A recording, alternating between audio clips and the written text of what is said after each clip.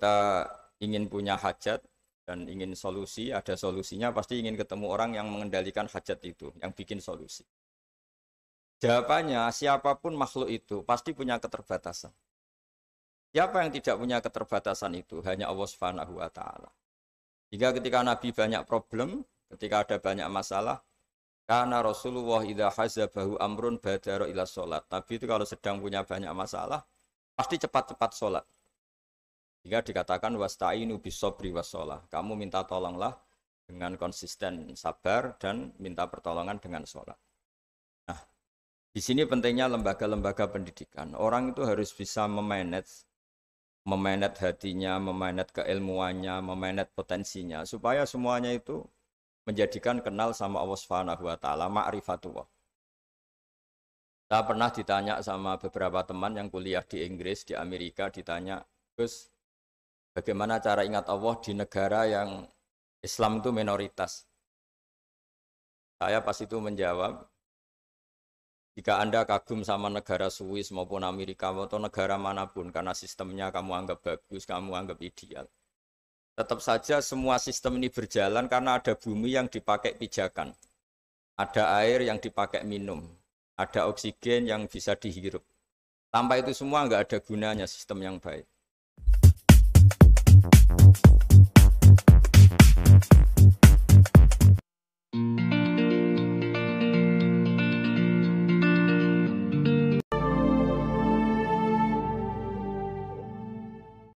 Assalamualaikum warahmatullahi wabarakatuh. Alhamdulillahirabbil alamin wassalatu wassalamu ala asyrafil mursalin sayyidina Maulana Muhammadin wa ala alihi washabihi ajmain amma ba'du. Yang saya hormati semua pengurus, semua dosen, semua yang jabat yang berkhidmah di Unwahas.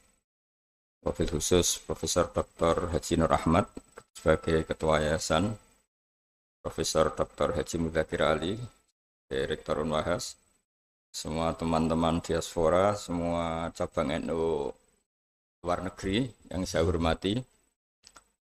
Ini kepikiran mau nerangkan tentang Khalilur Rahman Ibrahim alaihissalam.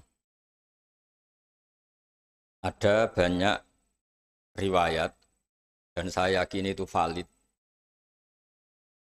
bahwa di antara sebab Nabi Ibrahim alaihissalam diangkat sebagai Khalilur Rahman, punya status kekasih Allah Ta'ala, itu karena keresahan beliau, resah seresah-resahnya jika Allah itu tidak dikenali, tidak diketahui eksistensinya oleh makhluknya. Jadi ketika Nabi Ibrahim alaihissalam sugeng, beliau itu ngeluh. Ketika beliau munajat sama Allah Ta'ala, ngeluh, ya Allah, innahu la yahzununi an la ara ahadan ya'buduka ghairi. Sungguh saya ini resah seresah-resahnya, karena orang-orang di dunia ini tidak kenal engkau kecuali saya. Jadi beliau itu ingin Allah yang aktor, Allah yang al-fa'ilul mukhtar, Allah yang khaliqus samawati wal ardi, Allah yang pencipta alam raya ini kemudian oleh orang yang nempati alam yang diciptakannya kemudian tidak kenal. Kita bisa bikin analogi misalnya, kayak apa susahnya kita kalau orang Indonesia misalnya nggak tahu presidennya siapa, undang-undang dasarnya kayak apa, terus haluan negaranya kayak apa. Andaikan kita kuliah, terus mahasiswa itu nggak tahu rektornya siapa, dosennya siapa, ketua yayasannya siapa, itu kan menyinggung sekali. Nah ini orang-orang nempati buminya Allah, kemudian tidak tahu yang menciptakan siapa, terus mereka tidak peduli dengan yang menciptakannya. Itu yang bikin Ibrahim resah seresah-resahnya. Ya Allah, ini tidak fair. Mereka nempati bumi engkau, kemudian tidak tahu engkau ini siapa. Mereka pakai air engkau, kemudian tidak tahu terima kasih sama siapa. Terus jadi di antara wiridan itu ya ada yang wiridan seperti itu. Jadi wiridan itu tidak harus baca subhanallah, Allahu akbar. Keresahan itu termasuk bagian dari wiridan, keresahan-keresahan yang baik. Akhirnya sama Allah diangkat ke alam malakut. ditunjukkan beberapa malaikat ribuan mungkin miliatan yang selalu bertasbih, ada yang selalu bertahmid, ada yang rukuk terus, ada yang sujud terus karena malaikat memang dipilihkan salah satu pola ibadah. Baru Nabi Ibrahim itu tenang. Tenang karena zat yang beliau cintai, zat yang beliau puja-puja ternyata penggemarnya banyak. Pemujanya banyak meskipun itu di alam langit. Nah, artinya begini, teman-teman di Unwahas juga semua teman-teman diaspora.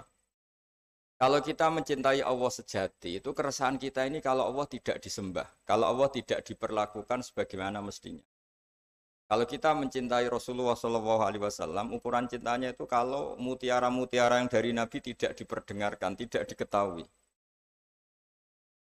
Kita bisa mendidik manusia untuk tahu misalnya orang tahu mobil Alphard itu mahal. Orang tahu warung paling favorit di Jakarta itu ini. Orang tahu makanan enak itu ini. Tapi kita gagal mendidik masyarakat misalnya untuk tahu hal-hal yang sebetulnya itu jadi kebutuhan mereka. Apalagi kalau tidak ridhonya Allah Subhanahu wa taala. Sehingga dalam kitab-kitab tafsir diterangkan ketika Habib An-Najjar akhirnya masuk surga yang di surat Yasin itu. Wajah min aqsal madinati rajulu yas'a itu. Itu pertama beliau masuk surga karena mati dianiaya karena berjuang itu. Ketika qilat khuril jannah. Pertama yang dikatakan apa? Qala ya laita qaumi ya'lamun bima ghafarali rabbi wa ja'alani minal mukramin. Ketika beliau wafat dan akhirnya masuk surga, pertama yang dikatakan beliau itu, ya Allah, semulia ini derajat saya sebagai orang baik, meninggal langsung masuk surga. Apa yang diinginkan beliau? Ya laita qaumi ya'lamun bima ghafarali rabbi. Wah, andaikan derajat seperti ini kaum saya tahu betapa nikmatnya orang bertauhid, betapa nikmatnya orang yang bersujud, betapa nikmatnya orang yang jadi orang hamba Allah yang benar. Ya laita qaumi ya'lamun bima ghafarali rabbi wa ja'alani minal mukram. Nah, di sini unggulnya lembaga-lembaga pendidikan, Unwahas maupun yang lain, bahwa ketika kita pinter jadi profesor, ketika kita pinter jadi doktor, ketika kita pinter jadi kiai, amanat pertama dari Allah itu apa? Kalau orang sudah pinter itu wajib mengajar, wajib mengertikan yang tidak ngerti, minterkan yang tidak pinter, karena nikmatnya pinter ini harus dirasakan orang banyak. Dalam sebuah tafsir Imam Syarawi ngendikan, Rasulullah itu target terbesarnya adalah nikmati hal-hal yang harusnya menjadi kenikmatan abadi. Misalnya umumnya orang itu kan bilang bahwa nikmat itu ya makan yang disenengin, ketemu orang yang disenengi, ketemu acara yang disenengin, yang disukain. Tapi itu Nabi mengajarkan kita, nikmat itu ya sholat. Arifna ya Bilal, tolong saya kasih istirahat dengan sholat. Kita bisa bikin analogi, kalau kita punya problem, pasti ingin ketemu orang yang punya kekuatan untuk menghilangkan problem itu.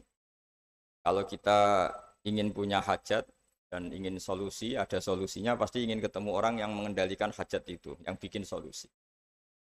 Jawabannya, siapapun makhluk itu pasti punya keterbatasan. Siapa yang tidak punya keterbatasan itu? Hanya Allah Subhanahu wa taala.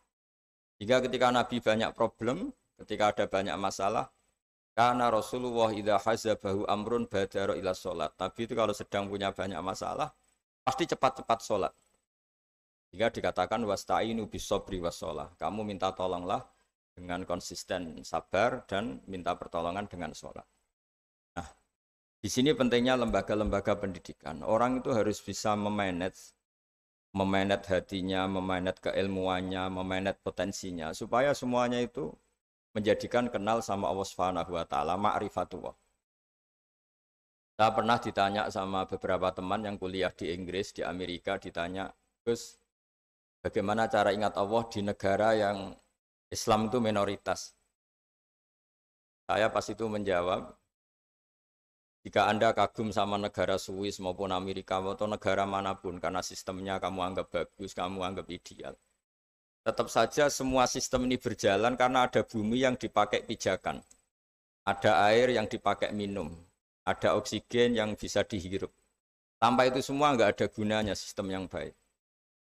Sehingga urusan pertama utang jasa kamu pada Allah yang bikin bumi kamu pakai pijakan, yang bikin air yang pakai kamu minum, bikin oksigen yang bikin kamu hirup. Jika utang jasa hubungan kamu itu nomor satu tetap sama Allah Ta'ala. Baru kedua dengan hubungan makhluk. Nah ini penting supaya orang tahu bahwa nomor satu dari semua itu ya tanazzalul amru bainahunna li ta'lamu annallaha ala kulli syai'in qadir wa annallaha qad ahata bi kulli syai'in ilma. Jadi penciptaan langit bumi dengan segala proses sosialnya, dengan dinamikanya, semua itu pelajaran li ta'lamu annallaha ala kulli syai'in qadir, supaya kamu tahu bahwa Allah itu Maha Kuasa. Jadi saya tidak bisa ngasih tausiah banyak-banyak, tapi saya pastikan di antara ciri khas orang benar, orang baik, itu resah kalau satu ilmu itu tidak tertransformasi, tidak tersalurkan kepada yang lain. Jadi misalnya nikmatnya sujud, nikmatnya tauhid, nikmatnya ma'rifatullah, itu semua nabi itu ingin disampaikan. Sehingga ciri utama nabi itu tabligh. Tabligh itu menyampaikan kebenaran kepada umat. Kita misalnya zaman dulu ketika orang Indonesia susah, ya orang-orang sepuh ngajarin kita nak mangan sing kepenak, nak turu sing kepenak. Dulu maksudnya kowe aja mangan nak gak lesu banget. Kamu jangan makan kalau tidak terlalu lapar. Jadi ketika nafsu mengatakan makan enak itu sesuai selera, tapi kearifan mengatakan enggak. Yang menjadikan makanan enak adalah kita makan kalau lapar. Ibarat orang puasa itu, orang puasa makan tempe, sama orang yang sudah kenyang makan sate itu enak orang puasa makan tempe karena lapar. Sementara yang makan sate, makan pizza sudah kenyang sehingga tidak enak. Terus tidur yang enak, maksudnya jangan tidur kalau tidak terlalu ngantuk. Nah, ilmu-ilmu seperti ini, seperti idamuhu alju. Ketika dulu ada ulama yang makanannya sederhana ditanya, lalu lauk kamu itu apa? Idamuhu alju. Lauk kami adalah lapar sekali. Itu kearifan. Jadi orang menjadi nyaman makan itu bukan karena menunya sesuai favorit kita, tapi karena alju. Sangat laparnya, sehingga nikmat betul makan itu. Nah, kearifan-kearifan seperti itu dulu semua nabi, dulu semua rasul, semua ulama, semua wali keinginannya kebenaran itu ya laita qaumi ya'lamun bima ghafara li rabbi wa ja'alani minal mukramin. Jadi yang dikatakan kebaikan itu adalah satu ilmu, satu keyakinan, satu pengalaman baik supaya ini dirasakan oleh orang lain. Jangan merasa kebenaran itu milik kita lalu kita nikmati sendiri, tidak boleh, itu egois. Semua nabi itu dalam ilmu tafsir dijelaskan nabiyun itu dari kata nabiun, orang yang memberitahu. Makanya ini betapa mulianya tugas para kiai, para ulama, para dosen, para pengampu ilmu. Karena ciri khas nabi itu mengertikan. Sehingga Quran itu diulang-ulang, waskur akhoat i'lamu.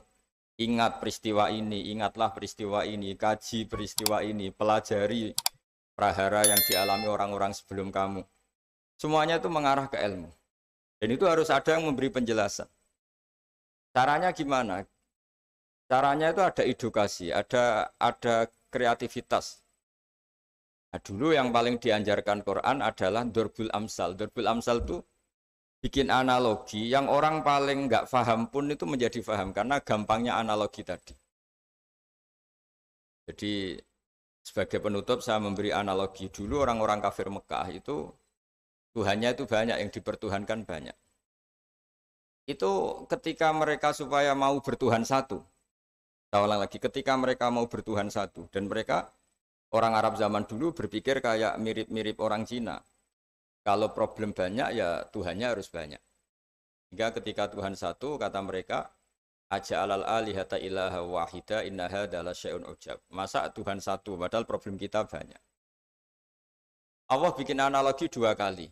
Saya sering menjelaskan analogi ini. Pertama, yang terkenal itu, jika kalian punya majikan banyak, kemudian perintahnya beda-beda. Sama punya majikan satu, perintah satu milih mana? Mereka bilang suka punya majikan satu. Tuhan kamu itu majikan kamu. Kalau Tuhan kamu banyak, perintahnya banyak, beda-beda. Kamu yang bingung karena harus taat sama majikan banyak. Akhirnya mereka bilang, ya sudah Muhammad, Tuhannya satu saja. Disebut wadoroba waw masalah rojulan fihi syuraka umutasyakisu nawarojulan salamal dirojul. Yang kedua ada analogi yang menurut saya sangat-sangat menyentuh hati. Darabalakum masalam min anfusikum. Halakum mimma malakat aimanukum min syuraka afi ma razaqnakum fa antum fihi sawa. Takhafunahum ka khifatikum anfusakum. Jadi makna gampangnya gini ya. Kalau Anda beli mobil Innova misalnya, mobil itu kamu beli dengan uang kamu, hasil kerja keras kamu. Dari warisan orang tua kamu, dari apa saja semuanya yang beli itu materi yang milik kamu. Setelah kamu beli mobil, kemudian ada orang yang merasa punya mobil itu kayak kamu. Gaya makainya kayak kamu, gaya menguasainya kayak kamu. Pasti ini jadi peristiwa aneh. Wong ndak ikut punya kok ikut merasa punya. Wong ndak ikut membeli kok menguasainya kayak yang beli. Akhirnya orang sadar. Terus Allah bilang, begitulah saya kata Allah. Yang menciptakan langit itu saya tok. Yang menciptakan bumi itu saya saja. Masa kemudian ada Tuhan-Tuhan yang kamu pertuhankan ikut menuhanin bumi. Sementara enggak terlibat penciptaan langit dan bumi. Ini apa-apaan kata Allah Ta'ala. Itu yang disebut aruni madza khalaqu minal ardi am lahum syirkun fis samawat. Untuk menuhani bumi ya ikut menciptakan bumi, untuk menuhani langit ya harus ikut menciptakan langit. Sementara kita tahu pencipta langit dan bumi hanya Allah Subhanahu wa taala. Tapi Allah secara indah menjelaskan betapa naifnya teori syirik, teori menuhankan selain Allah. Dengan analogi jika kamu punya barang yang kamu beli dengan harta kamu, dengan kekuatan kamu, dengan aset kamu. Apakah kamu ridho ada orang lain yang merasa memiliki barang itu setingkat kamu? Itu disebut halakum mimma malakat aymanukum min syuraka afi ma razaqnakum fa antum fihi sawa. Kemudian orang itu merasa persis kamu dalam penguasaan barang kamu. Pasti kamu tidak mau kan? Ya tidak mau, itu milik saya. Nah, begitulah Allah. Allah itu pencipta langit dan bumi. Wahdahu la syarikalah. Hanya Dia yang menciptakan langit bumi. Masa yang tidak ikut menciptakan langit bumi kamu pertuhankan setingkat Allah? Hanya orang-orang penyembah Lata, Uzza, Hubal dan beberapa musyrik-musyrik yang lain sadar dengan analogi itu, dengan ilmu itu, akhirnya mereka mau bertauhid, mau bersyahadat asyhadu alla ilaha illallah wa asyhadu anna muhammadar rasul.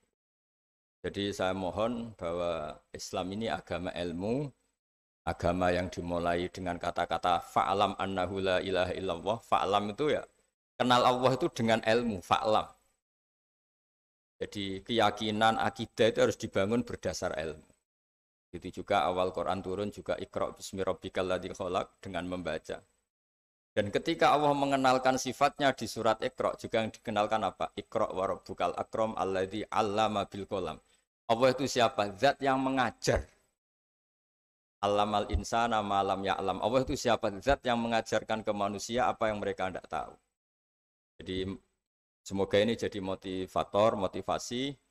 Semoga para rektor, para dosen, para yayasan, para teman-teman di luar negeri semuanya punya semangat mengajar. Karena di antara sifat Allah yang disebutkan adalah Allamal insana ma lam ya'lam. Allah itu siapa? Zat yang akram, yang dermawan, yang baik, yang sakho, yang rahman rahim.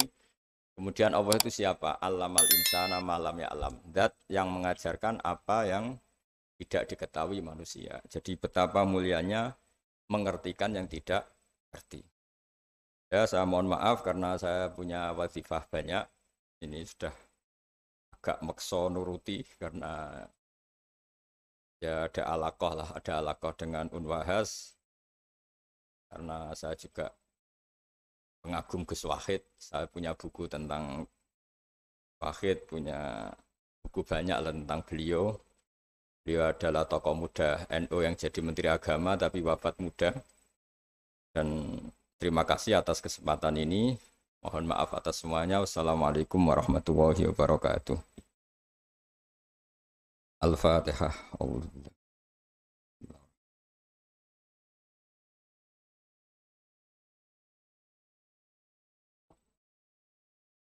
Gus Baha dipunaturi berdoa.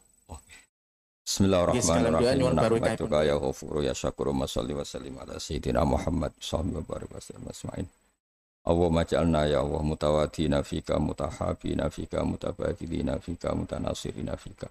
Wa ja'al amalana ya Allah khalisatan li wajhikal karim. Allahumma barik lana fi jirarina wa barik fi duyufina wa barik fi man ma'ana wa barik fi ummati habibika Muhammad wa marhammata habibika Muhammad wa aslih ummata habibika Muhammad wa tajawaz an ummati habibika Muhammad wa janibhum ya Allah minal balaya wal afat wal fitan. Allahumma ya ilahana ya wa nas'aluka rahmatan tahdi biha qalbana wa talumu biha syasana wa taruddu bihal fitana anna ya Allah rudda annal fitan innaka ala kulli syai'in qadir. Rabbana atina fid dunya hasanah fil akhirati hasanah wa qina adzabannar waj'al hadhihi baldah ya baldatun thayyibatu wa rabbuna ghafur. Rabbana atina fid dunya hasanah fil akhirati hasanah wa qina adzabannar. Sallallahu ala sayyidina Muhammad sallallahu alaihi wasallam. Subhana rabbika rabbil izzati amma yasifun wa salamun alal mursalin walhamdulillahi rabbil alamin. Ar-Rahman